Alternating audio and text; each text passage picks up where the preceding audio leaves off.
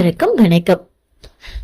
தீபாவளிக்கு முதல் நாள் உங்க வீட்ல இருந்து இந்த 3 பொருட்களை எப்படியாவது வெளியேற்றிடுங்க. மகாலட்சுமியுடைய அருள் அப்படின்றது உங்களுக்கு பரிபூர்ணமா கிடைக்கும்.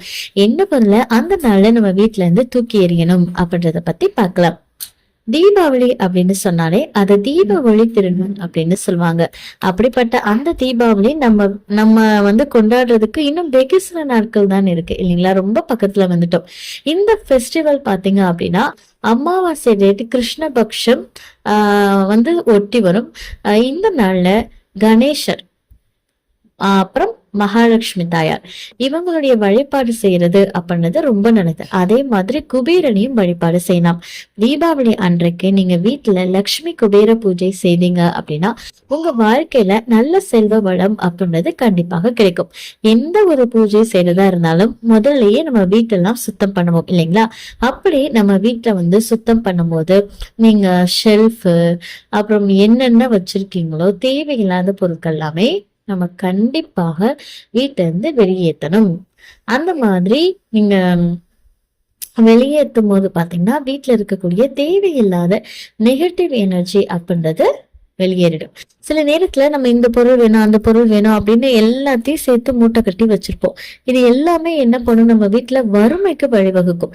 சோ அந்த மாதிரியான பொருட்கள்லாம் இருக்கு அப்படின்னா மறக்காம அதை தூக்கி எறிஞ்சிட்டு நீங்க உங்க வழிபாடு செய்தீங்க அப்படின்னா அந்த தீபாவளி பலன் உங்களுக்கு கண்டிப்பாக கிடைக்கும். முதலாவதாக நம்ம தூக்கி எறிய வேண்டிய பொருட்கள் என்ன அப்படின்னு பாத்தீங்கன்னா துருப்பிடித்த இரும்பு பொருட்கள். இந்த ரஸ்டி திங்ஸ் அப்படின்னு சொல்லுவாங்க.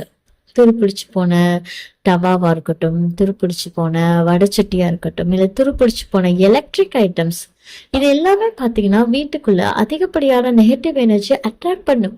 சோ இதனாலதான் நீங்க வாஸ்து ரீதியாக என்ன சொல்றாங்க அப்படின்னா இந்த மாதிரி பொருட்கள் உங்க வீட்டுல ஒரு பாதகத்தை ஒரு விளைவை ஏற்படுத்தும். இதை நீங்க வச்சிருக்கும் போது ராகு கேதுவுடைய தாக்கம் உங்க வீட்டுல இருக்கிறதுனால அது கெட்ட அதிர்வலைகளையும் கெட்ட விஷயங்களையும் உங்களுக்கு கொடுக்கும். சோ அதனால தீபாவளிக்கு முதல் நாளே துருப்பிடிச்ச எந்த ஒரு சாமான் இருந்தாலும் சரி அதுல முதல்ல உங்க வீட்டுல இருந்து வெளியேற்றணும் அப்படின்னு சொன்னாங்க. அதுக்கப்புறமா உடைந்து போன சிலைகள், பொம்மைகள் இதெல்லாமே கண்டிப்பாக நம்ம வெளியேற்றணும். இது எல்லாமே நெகட்டிவ் எனர்ஜியை தான் நம்ம வீட்டுக்குள்ள வரவழைக்கும். சோ இது பாத்தீங்க அப்படின்னா நம்மளுடைய வாழ்க்கையில ஒரு விதமான கஷ்டத்தை நமக்கு கொடுத்துக்கிட்டே இருக்கும். பினான்சியலா உங்களுக்கு பண ரீதியாக நிறைய இழப்புகளையும் நீங்க சந்திக்க நேரிடும். இந்த மாதிரி வீட்டுல உடைந்து போன சிலைகள் இதெல்லாமே வச்சிருக்கும் போது சோ இது உங்க வீட்டுல இருக்கக்கூடிய அந்த புனித தன்மையை எடுத்துடும். சோ அதனால இதையுமே நீங்க வீட்டுல இருந்து எடுத்துட்டீங்க அப்படின்னா ரொம்ப நல்லது. அடுத்ததாக இந்த எலக்ட்ரிக் ஐட்டம்ஸ், இப்போ ஒரு வாஷிங் மிஷின் உங்களுக்கு ரிப்பேர் ஆயிடுச்சு, இல்ல நீங்க யூஸ் பண்ற ஓவன் ரிப்பேர் ஆயிடுச்சு, அதை சரியே பண்ண முடியாது. இருந்தாலும் நீங்க தூக்கி எறிய மனசு இல்லாம அதை வீட்டுல வச்சுக்கிட்டே இருப்பீங்க இல்லைங்களா?